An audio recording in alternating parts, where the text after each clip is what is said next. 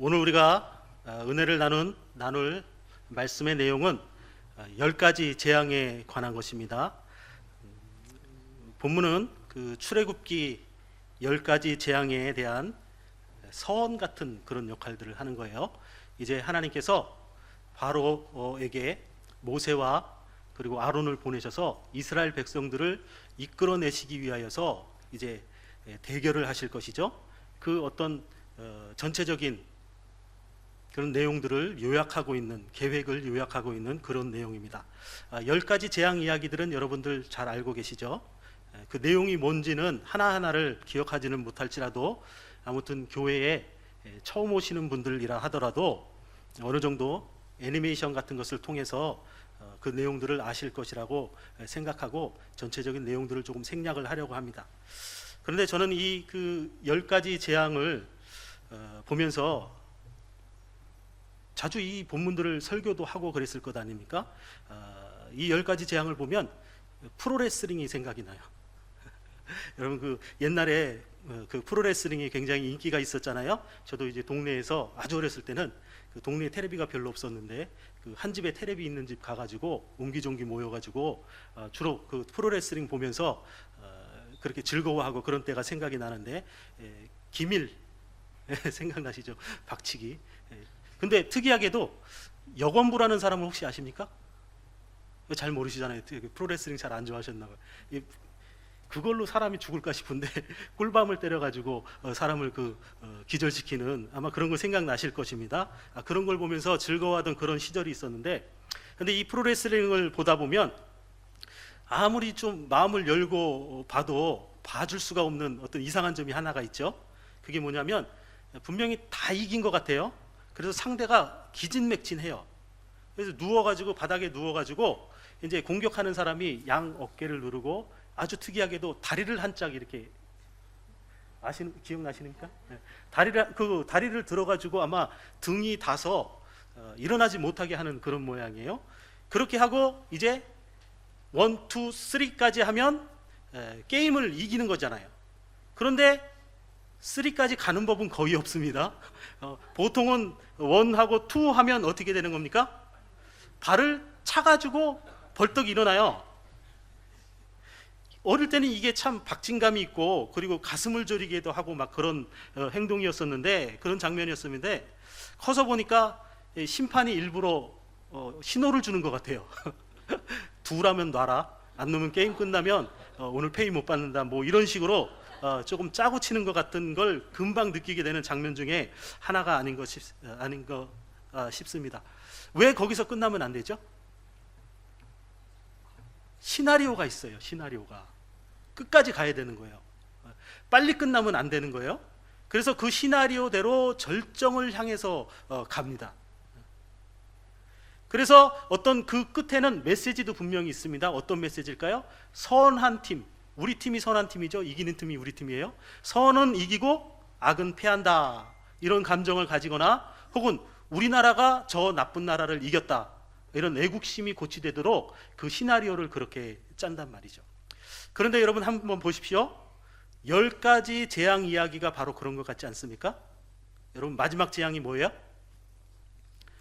마지막 재앙은 비 맞은 중처럼 웅얼거리는 소리가 여기서 마지막 재앙은 애굽의 장자들을 치시는 거란 말이죠. 그런데 하나님께서 애초에 처음부터 애굽의 장자들을 치시고 바로를 굴복시켰으면 어떻게 됐을까요? 하나님은 능력의 하나님이시죠. 그리고 생명을 주관하는 하나님이세요. 능히 그렇게 하실 수도 있는 분이시라는 것을 우리는 알고 있습니다. 그런데 하나님께서 그렇게 하시지를 않아요. 바로를 땅바닥에 맺혀서 팔을 꺾어서 바로가 죽을 만큼 하나님께서 압박을 하신단 말이에요. 그런데 바로가 항복 할라치면 마치 힘을 살짝 풀어가지고 풀어주는 것처럼 또 덤비게 만드신단 말이에요. 코브라 트위스트 혹시 아세요? 이 코브라 트위스트 걸리면 빠져나올 수가 없습니다. 아마 하나님께서 바로를 데리고 레슨을 하셨다면, 그런 기술이라면 바로의 척추가 두 동강이 났을 거예요. 그런데 그런 엄청난 기술을 걸면서도 하나님께서 어느 순간에는 또 슬며시 풀어서 또 덤벼들게 만드시는 것 같단 말이죠. 비유하자면 이런 일들을 9번이나 반복하시더라는 거예요.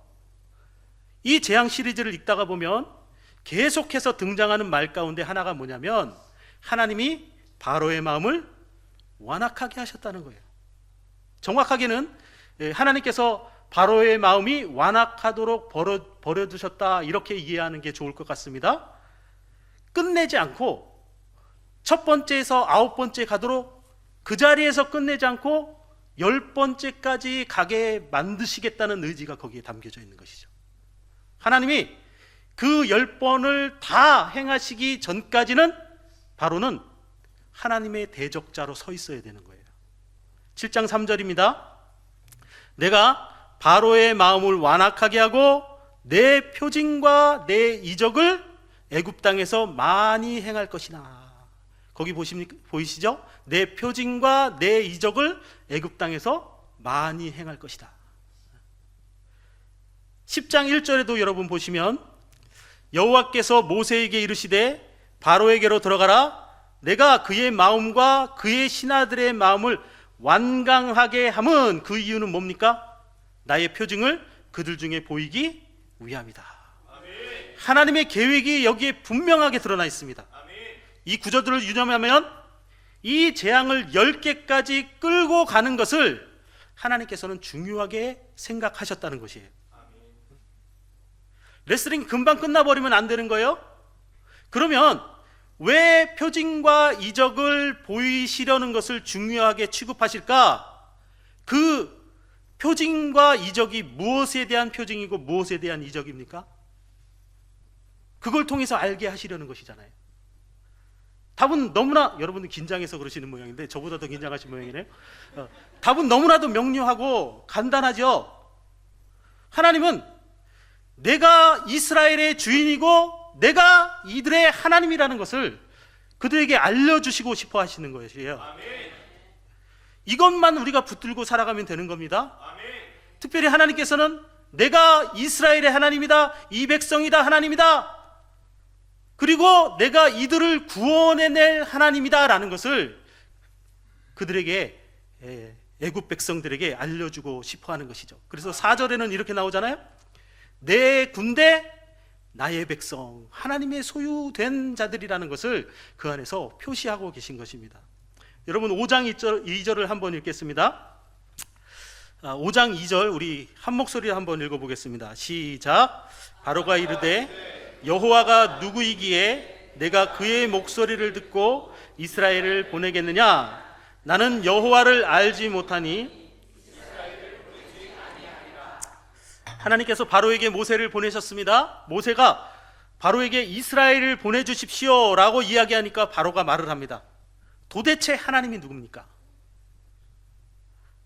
여호와가 누구냐? 나는 여호와를 알지 못한다, 이런 태도로 일관하는 것이잖아요. 이게 얼마나 어리석은 건지 여기에는 인간의 대표적인 죄성 2가지가 함축되어 있습니다. 첫 번째는 바로가 얼마나 교만한 인간인지를 거기서 보여주잖아요. 바로는 태양신의 아들이에요. 고대 근동에서 이 나라보다 힘이 센 나라가 없고 이 바로보다 큰 권력을 소유한 사람이 없어요. 태양신의 아들이라고 추앙받을 정도로 큰 권세를, 그리고 만족함을 가진 사람이었단 말이에요. 자기는 신에게 버금가는 존재고 이스라엘은 노예인데, 그러니 노예들의 말을 듣겠습니까? 노예들이 섬기는 신 정도는 충분히 무시할 수 있다라고 생각하는 것이죠. 아쉬울 것이 없는, 모든 것이 만족해서 아쉬울 것이 없는 인간들의 대표적인 모습과 일치한다고 할 수가 있습니다. 두 번째는 여기에 바로의 무지가 드러납니다. 이 바로가 하나님이 누구신지 그 이름을 들어보지 못했다, 그런 것보다는 정확히는 눈에 들어오지 않는 것이죠. 제대로 된 지식이 없기 때문에, 하나님을 경험해 보지 못했기 때문에 하나님을 무시하고 살아가는 그런 사람들의 특징을 보이고 있는 겁니다.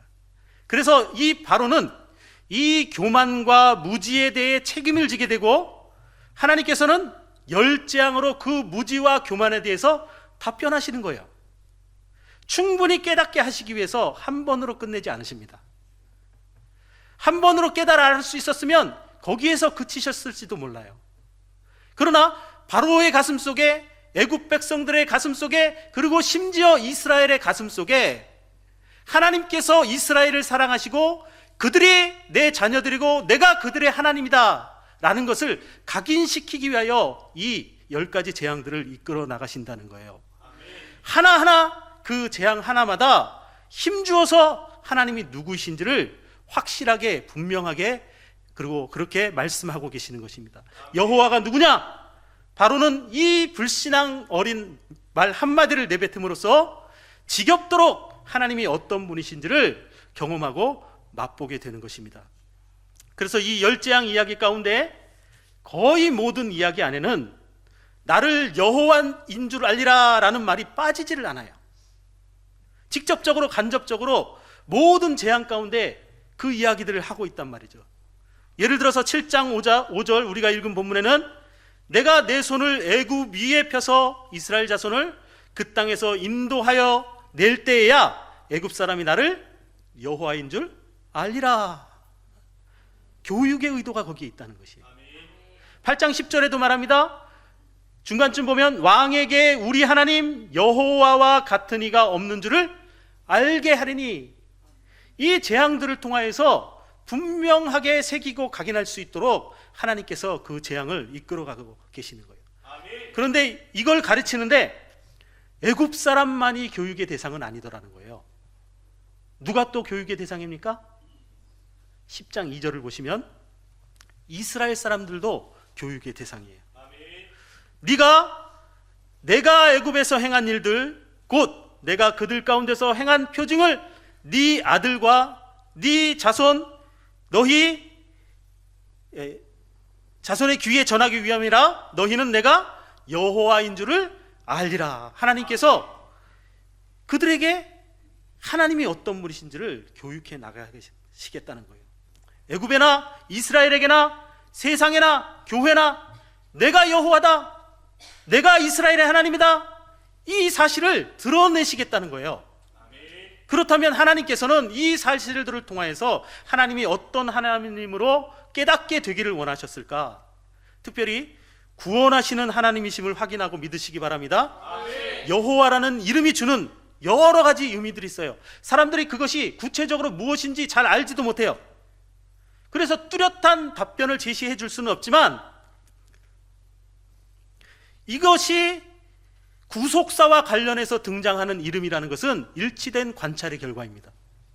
그래서 우리가 이 말씀에 한번 초점을 맞춰보자고요. 하나님께서는 우리를 구원하시는 하나님이시다라는 것을 오늘 이 시간 되새겼으면 좋겠습니다. 6장 5절입니다. 이제 애굽 사람이 종으로 삼은 이스라엘 자손의 신음소리를 내가 듣고, 하나님께서 자기 백성들의 이스라엘 자손의 신음소리를 듣고 언약을 기억하셨다고 말씀합니다. 그리고 6절, 그러므로 이스라엘 자손에게 말하기를 나는 여호와라. 내가 애굽 사람의 무거운 짐 밑에서 너희를 어떻게 한다고요? 빼내고 그들의 노역에서 너희를 건지고 편팔과 여러 심판들로서 너희를 속량하겠다고 말씀하세요. 그리고 6장 7절에 이렇게 말씀하십니다. 너희를 내 백성으로 삼고 나는 너희의 하나님이 되리니 나는 애굽 사람의 무거운 짐 밑에서 너희를 빼난 너희를 구원해낸 너희의 하나님 여호와인 줄 너희가 알지라. 그리고 6장 8절, 약속하신 것을 잊지 아니하고 신실하게 이행하시는 하나님임을 거기에 그렇게 기록하고 있습니다. 내가 아브라함과 이삭과 야곱에게 주기로 맹세한 땅으로 너희를 인도하고 그 땅을 너희에게 주어 기업을 삼게 하리라. 다 같이 읽습니다. 나는 여호와라 하셨다 하라. 내가 너를 구원하는 하나님이라. 내 백성으로 너희를 삼고 너희에게 약속한 복을 주기 위하여 인도하는 너희의 하나님이다. 이걸 새겨내고 싶으셔서 바로와 맞닥뜨리시는 거예요. 그 집념이 얼마나 끈질긴 것인가, 그 사랑이 얼마나 큰 것인가를 확인시켜 주기 위해서는 바로의 완악함이 필요한 것입니다. 바로가 완악하면 완악할수록 그것을 깨뜨려 무너뜨리시는 하나님의 집념은 더욱더 강하다는 것을, 완강하다는 것, 내가 이스라엘을 내 백성 삼겠다는 하나님의 결심이, 그리고 그 집념이 완강하다는 것이 상대적으로 드러나는 것 아니겠어요? 그래서 바로의 완악함과 이 백성 이스라엘을 나의 백성으로 삼아 이들을 인도하여 내겠다는 하나님의 자기 백성에 대한 완고함, 완강함이 서로 충돌하고, 그 충돌 속에서 하나님의 사랑의 크심이 드러나도록 비교하여 보여주고 있다는 것이에요. 바라고 완악할수록 하나님의 자기 백성에 대한 사랑과 능력은 더욱더 커진다는 것을 여러분 확인할 수 있어야 됩니다. 그가 보내지 않으려고 할지라도 나는 저들을 이끌어내겠다. 세상의 어떤 힘도 너희를 쥐고 흔들 수 없는, 너희는 나의 택한 백성이고 나의 자녀들이고 나의 사랑하는 자들이고 소유이다. 이 사랑에 대한 역사적인 증거, 그리고 방증이 바로 열재앙이고 출애굽이라는 것이에요. 급기야는 장자를 죽이시며 유월절 어린 양의 피를 흘려서 그 사랑이 역사 가운데 예수 그리스도를 통하여 성취되고 우리에 대한 사랑을 확증하여 보여주시는 것입니다. 그 시대와 마찬가지, 오늘날에도 우리에게도 하나님께서는 너는 내 것이다, 내가 너를 택하여 불렀다, 내 백성이라 하시기 위한 그 싸움을 싸워 나가시는 것이에요. 그래서 이것을 위하여서 하나님은 심지어 우리와도 싸우십니다. 너는 내 것이고 내 백성이고 내 소유다. 그 어떤 것에도 양보하기 싫어요. 우리의 마음이 다른 것에 쏠리지 않고 우리의 마음이 다른 것을 빼앗기지 않도록 하나님께서 싸워 나가신다니까요. 특히 이 열재앙은 하나같이 사람들의 생활과 밀접한, 그리고 사람들에게 꼭 필요하다고 목표를 삼는 것들로 구성이 되어 있어요. 사람들이 의지하고 신이라고 충성하고 내가 소중하다고 품고 있는 것들을 끄집어내시고 무너뜨리시고 박살내기 위해서 하나님은 싸워 나가고 계시는 것입니다. 고대 애굽에서 강이라는 것이 여러분 얼마나 소중한 것입니까? 그곳에서부터 사람살이가 시작돼요. 강물이 넘쳐서 들판을 적셔야 곡식들이 풍성하게 자라고 생명이 여무는 겁니다. 그렇기 때문에 사람들은 나일강을 축복받은 강이고 생명의 강이라고 추앙했어요. 그런데 하나님은 인간들이 그렇게 소중하게 생각하고 생명을 의지하는 그 강과 온갖 하수가 피가 되게 하시고 개구리가 올라오게 하시고 죽음의 냄새가 진동하게 하시는 것이에요. 하나님을 떠난 생명의 강이란 있을 수가 없습니다. 하나님만이 생명의 강이고 생명의 물줄기고 우리들에게 힘을 주는 유일한 존재인 것을 각인하라고 말씀하시는 것입니다. 악질과 독종이 발생하게 하셔서 인간살이다운 삶을 살 수 없도록 만드세요. 거기에 소망이 있는 것이 아니고 하나님께 소망이 있다는 것을 우리에게 가르쳐 주시는 것입니다. 애써 농사하고 수고한 것들 위해 우박과 메뚜기떼로 그 모든 것을 쓸어버리시고 의존하여 살아가고 있는 태양을 가리셔서 태양신의 아들이라고 말하는 그 자만심을 무너뜨리시고 그 계승자들은 장자까지도 죽여내셔서 참으로 생명을 주는 자는 너희의 하나님 나 여호와이라는 것을 고백하게 만드시는 것이에요. 그 승리를 통해서 우리가 하나님의 자녀됨을 확인할 수 있도록 하나님께서 은혜를 베푸시는 것입니다. 그렇지만 그 지경이 되도록 바로는 무엇 때문에 그 마음의 완악함을 풀지 못했습니까? 경험이죠, 경험. 애굽 지역에서 자주 일어나는 현상이라는 거예요. 그래서 그 완악함을 벗어버리질 못합니다. 내가 종종 봐오고 경험하였던 것들이기 때문에 충격적이지가 못한 거예요. 그때도 이런 일이 있었는데 지나갔지? 그때 일식이 있으면 잠깐 해가 가려지다가 다시 햇빛이 떴지? 자신의 상식과 경험에서 벗어나지를 않아요. 그러니 그의 마음이 완악해서 하나님의 사인을 받아들일 수 없는 겁니다. 물이 범람하면 질병이 생기기도 하고 해충이 나타나기도 하지 않은가? 우기에는 당연히 개구리가 많아질 것이고 건기에는 먼지투성이고 농번기에는 메뚜기가 많아지지. 당연한 것이지. 일식에는 땅이 어두워지기도 하고. 그러니 바로는 완악함을 거두지 못하는 것입니다. 여러분, 우리도 마찬가지입니다. 우리가 세상 것을 붙들고 애굽의 종된 것처럼 그것들을 쫓고 그것들을 은연중에 은밀하게 우리의 주인을 삼으려고 할 때 하나님은 우리와도 가르치며 싸우십니다. 거기에 소망이 있는 것이 아니고 하나님이 너희들의 유일한 소망이고 너희들의 여호와가 되신다라는 것을 말씀하여 나가고 계신 것입니다. 하나님께서는 우리의 마음을 빼앗는 우리의 넉넉함, 하나님이 아닌 다른 것에 의지하고 그것들을 붙들려고 하는 노예근성, 내가 믿고 따르고 절대적으로 필요하다고 지지하던 것들과 지금도 싸워 나가고 계신 것입니다.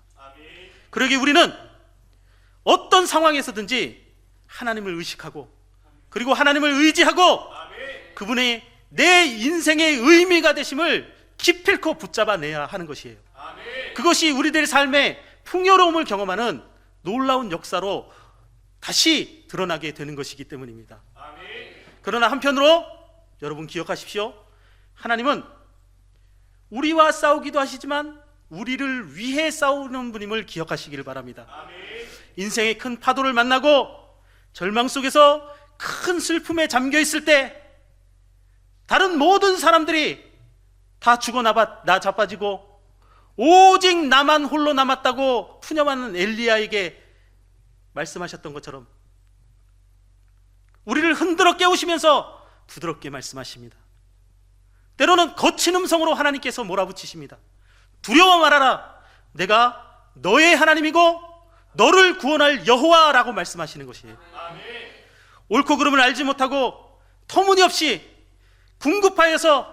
급하여서 우상에게 손을 벌릴 때 가슴을 치며 큰 소리로 경고의 말씀을 우리에게 말씀하시오. 내가 너의 하나님이다. 내가 너의 여호와가 되신다라고 하나님께서 우리에게 울부짖으시는 거예요. 때로 우리 엉덩이를 걷어차시기도 하시고 엉덩이를 두드리기도 하시면서 힘내라. 내가 너의 아버지가 아니냐. 지금도 우리에게 말씀하여 나가시는 거예요. 물 가운데 지날 때에도 불 가운데를 지날 때에도 내가 너를 도와줄 것이다. 강이 너를 침몰하지 못하며 불이 너를 사르지 못할 것이다. 바로의 완악한 힘으로 너희를 붙들고 있을지라도 사단이 너희를 옥죄고 있을지라도 하나님의 고집과 강력이 더 큰 것임을 이 사건들을 보고 기억하여서 하나님이 우리의 하나님 되심을 다시금 되새기고 힘을 내라고 말씀하시는 거예요. 대저 나는 여호와 내 하나님이요 이스라엘의 거룩한 이요 너의 구원자이기 때문이다. 때때로 우리를 바로의 위치에 세우셔서 고집불통인 우리의 무릎을 꿇게 하시고 때때로 이스라엘의 위치에 세우셔서 하나님만을 바라보게 하시지만 한결같이 하나님께서 우리에게 말씀하고 싶어하는 것은 내가 너의 하나님이다. 내가 너를 구원하는 여호와다. 내가 너의 아버지다 라는 것입니다. 우리는 모든 일을 그의 뜻의 결정대로 일하시는 분의 계획을 따라서 예정함을 입은 자들이고 그 안에서 하나님의 기업이 된 소중한 존재들인 것을 여러분 깨닫으시기를 바랍니다. 예수께서는 그 하나님의 사랑을 확증하시기 위하여서 우리를 위해 피 흘려 죽으시고 사탄의 권세로부터 우리를 해방하시고 구속함을 우리에게 선물해 주셨습니다. 또한 이것을 믿어 확신 속에 거할 수 있도록 하나님께서는 성령으로 우리를 인치셨어요. 우리는 하나님의 자녀들이고 세상에 굴복할 수 없는 하나님의 소중한 존재들인 것을 여러분 이 아침 다시금 되새기시기를 바랍니다. 아무쪼록 하나님께서 지혜와 계시의 영을 우리에게 주셔서 우리의 눈을 열어 하나님의 그 깊은 사랑을 알게 하시기를 주의 이름으로 축원합니다. 우리의 마음의 눈을 밝히셔서 우리에게 베푸신 능력의 크심이 어떤 것인지를 우리에게 보게 하시고 바로를 꺾어내시는 그 완고함을 꺾어내시는 하나님의 완강한 우리를 향한 뜻이 무엇인지를 가슴에 되새길 수 있기를 간절히 주의 이름으로 축원합니다. 그렇게 하나님을 붙드시면 하나님께서 여러분들과 함께 하시고 여러분들의 앞서 일하시고 이스라엘 백성들을 가나안으로 인도하셨던 것처럼 우리 안에 장막을 펴시고 우리와 함께 하셔서 우리의 인생길에 동행하여 주실 줄을 믿습니다. 이 믿음으로 이 한 주간도 승리하시고 간증하는 우리 성도들이 다 되도록 주의 이름으로 축원합니다. 기도하겠습니다.